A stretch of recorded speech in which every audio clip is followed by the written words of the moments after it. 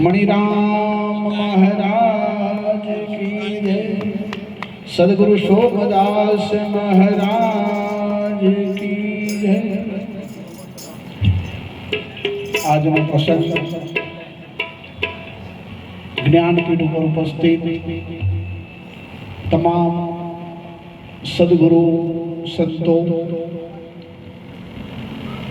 नीचे पण बड़ा गुरु महाराज बैठा है। ऊपर नीचे एवं भेद तो आपने लागे छे, बाकी बधा बैठा छे धरती ऊपर।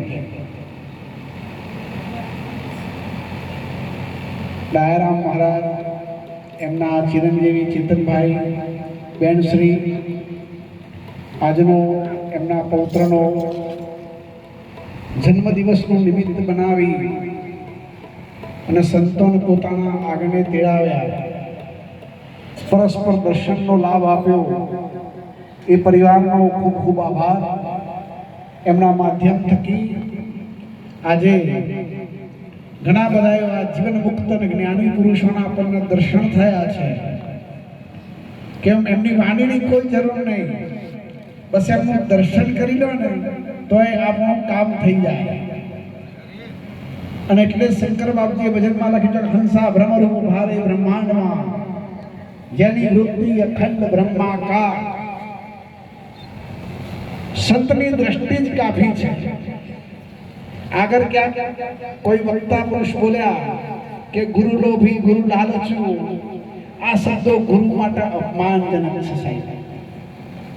આવા શબ્દો જ્યારે મહાપુરુષો બેઠા હોય ને એ મેદરીમાં ગુરુ લોભી ગુરુ લાલચુ, સાહેબ લોભી લાલચુ હોય ને ગુરુ જ ના કહેવાય।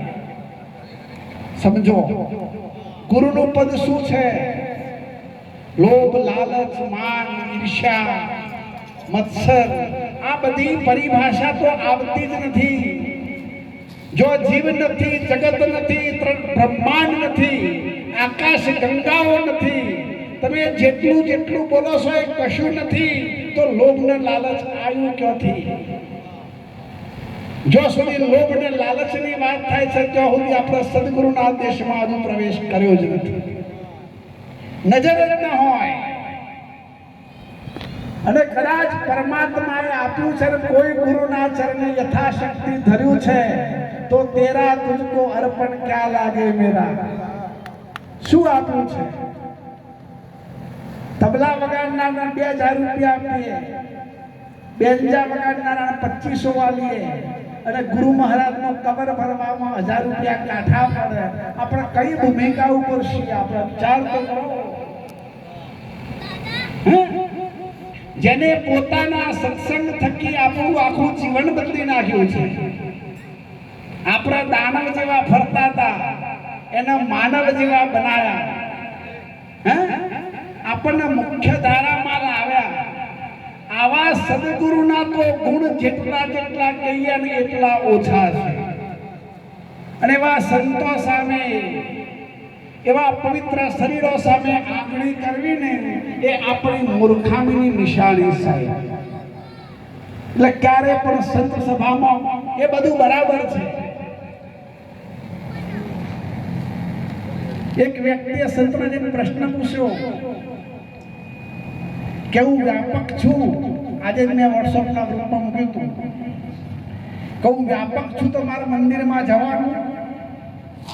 આવો પ્રશ્ન પૂછ્યો સંતને। એટલે સંતે બહુ સુંદર જવાબ આપ્યો કે તું વ્યાપક છું તો મંદિર છે અલગ છે મંદિર તારાથી? તમે એમ કહો છો કે હું વ્યાપક છું ને અલગ મંદિર દેખાય છે, તો હજુ વ્યાપકનો નિશ્ચય થયો નથી। બાકી હું વ્યાપક છું એવી ભૂમિકા બની હોય તો ક્યાં મંદિર ક્યાં મસ્જિદ, ક્યાં જાત ક્યાં ભાત, શું મારું શું તારું, કયું મારું ગામ કયું પેલાનું ગામ, હે કોણ મારો શિષ્ય કોણ પેલાનો શિષ્ય। વ્યાપક ભાવ જ્યારે મજબૂત થઈ ગયો હોય, બેસી ગયો હોય, ત્યારે બધું એકાકાર લાગે છે। વ્યાપકની વાત કરવા છતાં મનના તરંગો સમ્યા નથી। હજુ આગુ પાછું ઊંચું નીચું મારું તારું, મારો મત તારો મત, મારો સંપ્રદાય તારો સંપ્રદાય, આવા ભેદ લાગે છે। તો આપણે આત્મનિરીક્ષણ કરવાની જરૂર છે।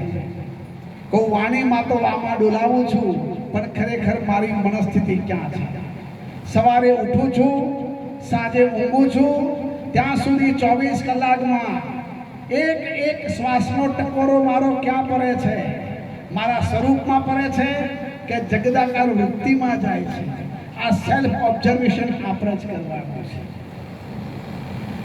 સદગુરુ તો માત્ર રસ્તો બતાવે છે આપણને, પણ એ રસ્તા ઉપર ચાલીને પોતાના મુકામ સુધી પહોંચવાનું કામ આપણું છે. કોઈ સંતે સાખીમાં લખ્યું છે કે નૌકા બનાવી નામની મય બેસાડ્યું રોક, અધવચ જઈ કૂદી પડ્યું એમાં શું સદગુરુનો ઓક. જો ડૂબી જવાતું હોય તો જગતમાં કોઈ તર્યું જ ના હોત. મારો સાંદીપણી ગુરુ છે એવું કહેતા કૃષ્ણ ભગવાન સહેજ પણ ક્યાંય એમને સંકોચ નથી થયો. હું વશિષ્ઠનો શિષ્ય છું એવું કહેતા રામે ક્યાંય સંકોચ નથી અનુભવ્યો. હું સોક્રેટિસનો શિષ્ય છું એવું કહેતા ક્યાંય પ્લોટોએ સંકોચ નથી અનુભવ્યો. કેમ? કે અમને ખબર છે કે મને જેટલું પ્રાપ્ત થયું છે એ મારા સદગુરુના કારણે પ્રાપ્ત થયું છે. એટલે શંકર બાપજી એક સાખીમાં લખ્યું છે કે ગુરુ કૃપાથી હરિ કૃપા ચઢે નહીં તલવાર, શંકર મુક્તિ દે ગુરુ હરિ તો દે અવતાર. કદાચ કોઈ દેવી દેવતા પરમાત્મા રાજી થાય તો તમને જગતના ભૌતિક પદાર્થો આપે, પરંતુ જન્મ મરણનું જે ચક્કર છે ને એ તો કોઈ સમર્થ સદગુરુ વગર કપાય એવું નથી. અને આ સમર્થ સદગુરુ ક્યાં છે? આપણા પરિવારમાં જ છે, આપણા ઘરમાં જ છે, પણ આપણે ધારણ કરવું પડશે. આજનો ચેતનભાઈનો જે ચિરંજીવી છે એ કોઈ યોગ દ્રષ્ટ પુરુષ કહેવાય કે જેનો જન્મદિવસ આવા સંતોની મોજૂદગીમાં, આવા સંતોના ભજનના માધ્યમથી સાહેબ ઉજવાય છે. અને તો શું આવ્યું છે કે સોમદાસ મહારાજનું જ્ઞાન, એના આગળ દયારામ મહારાજ એ પણ પોતે વર્ગી રહ્યા. ઋષિરાજ મહારાજ લોગણ દ્વારા બહુ સુંદર વાત કરી છે કે બેટાને સુધારે બાપ, ધન્ય જન્મ ધર્યા, પાસે રહીને શીખવે પાપ, એ સિર અવતર્યા. બાળકને કેમનું શીખવાડવું ને એ સૌથી પહેલી પ્રાથમિકતા પોતાના ઘરમાંથી શરૂ થાય છે. ઘણી વખત આપણને ભજન રાખતા કે સંતને બોલાવતા શરમ આવે. કેમ? કે આપણા ભજનમાં જઈએ, આપણા સત્સંગમાં જઈએ, પણ આપણા ઘેર કોઈ સંતોન પાણી પાનારો હોતો નથી. કેમ? કે આપણો ભજન બહાર કર્યો છે, ઘેર ભજન આવ્યું જ નથી. આ ઘેર ભજન આયાનું દયારામ મહારાજનું પ્રમાણ છે. આવું જ પ્રમાણ જો જ્યારે જન્મે છે ત્યારથી જ એના ગર્ભમાં હોય ત્યારથી જ સંસ્કાર આપવામાં આવે છે. એ પુરુષો જ્યારે મોટા થાય ત્યારે જગતનું કલ્યાણ કરે છે. પણ બાળક નાનો હોય, એને થોડી સમજ આવે ત્યારથી જ કાવા દાવા પ્રપંચ આ બધું કાનમાં ભરી જન્મ છે ત્યારે તો નિર્દોષ હોય છે. જુઓ તમે માર્કિંગ કરો. છોકરું જન્મે ને એટલે 1 કલાક જાગતું હોય, 23 કલાક ઊંઘતું હોય છે. અને જેમ જેમ ઉંમર વધારે થાય ને એમ જાગવાનું વધારે થાય, ઊંઘ ઉડી જાય. કેમ કે જેમ જેમ ઉંમર થઈ જગત પ્રત્યેનો ભાવ વધી ગયો. પેલો જગતના અભાવમાં છે, એને જગતના કાવા દવા પ્રપંચની મારા તારાની ખબર નથી એટલે ઊંઘી રહેશે. અને હોય જેમ જેમ સમજણ પડે ને 10 વર્ષે ઊંઘ વધારે આવતી હતી, 20 વર્ષે થોડી ઓછી થઈ, 50 વર્ષે 80 વર્ષે તો હપૂચી ના આવે. કેમ કે મગજમાં એટલો બધો કચરો ભરીને ફીટ કર્યો હોય ને કે ઊંઘ ના આવે. એટલે એ જે સંસ્કારો છે એ સંસ્કારો બસ બે લીટી કરીને મારી વાતને પૂરી કરશું.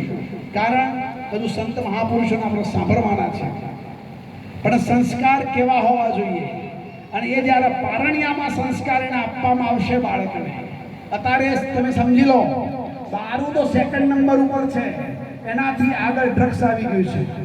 એ ક્યારે આપણા ઘરમાં પ્રવેશશે અને પરિવારને બરબાદ કરી નાખશે એ આપણને ખબર નહીં પડે. એટલા વિષયો, એટલા વ્યસનો પ્રવેશ કરી ગયા છે કે આખા પરિવારો ખતમ થઈ રહ્યા છે. આ ભક્તિની જરૂર, જ્ઞાનની જરૂર એટલા માટે જ છે કે આપણા પરિવારની અંદર એ પ્રકારનું કોઈ અપલક્ષણ ન આવે અને આપણું ઘર છે એ ઘર બનીને રહે, ત્યારે આપણી ભક્તિ કરેલી મજર લાગશે.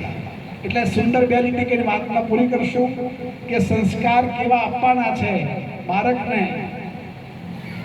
માતા મદાલસા પોતાના તમામ દીકરાઓના સંસારમાંથી મુક્ત કરી દે છે. જો એના પુત્ર પ્રત્યેનો પ્રેમ નથી કે આ મારો છોકરો રાજ કરે, પણ એને ખબર છે કે આ રાજ ને પાપ ને આ બધું છે ને આવવા જવા વાળું છે.